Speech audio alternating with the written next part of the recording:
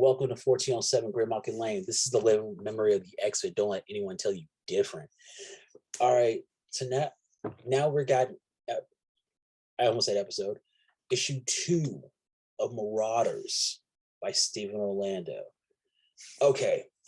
We're jumping right into it. The Marauders team is in Shi'ar space on basically a treasure hunt. They find out that the Shi'ar, they may know something about the first mutants. And this has just activated a Shi'ar version of Orcus. It's funny. Man, the Shi'ar. Okay, this is 4,000.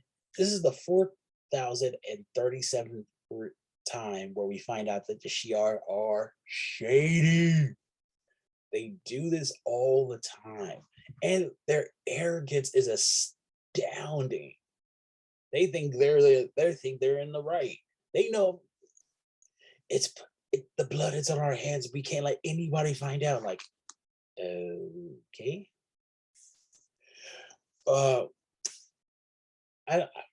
I'm starting to enjoy the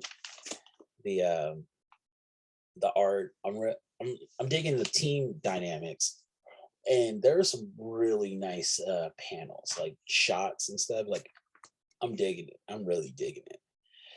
Also, there's a lot of like little flirting between Aurora, I can't say this now, I'm just gonna call him Carl, and Dakin.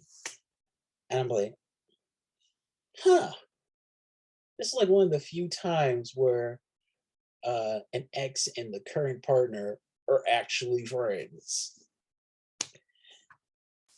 Hey, I'm all for it. I just don't understand how Carl's powers work. Like, does he do a dreamscape? Is he kind of like Freddy Krueger? What's going on? We also get to see Kate, her name's Kate, do some real sword fighting. Okay, all right, I see you, Pride. You have been watching Kurt all these years. And we get this is a really funny instance where you see Cassandra Nova getting strangled, and she kind of makes it like, ooh, like, do it harder. Like, ew.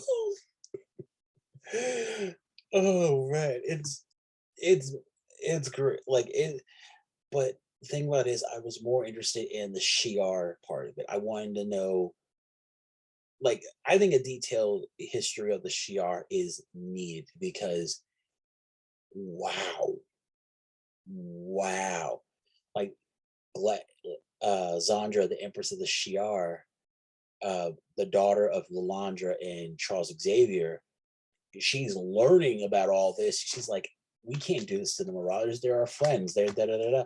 And she's being told by the Crimson Kin and Gladiator that, yeah, they don't really matter. We gotta keep this. We gotta keep this quiet, like quiet as is kept.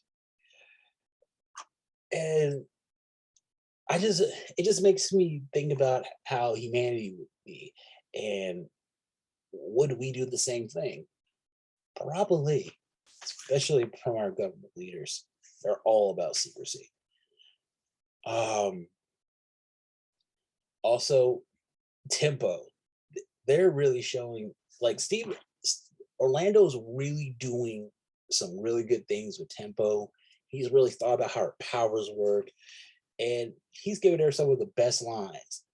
he he had tempo call Cassandra Nova the murder aunt. I'm like, yeah, that's a really good description of it.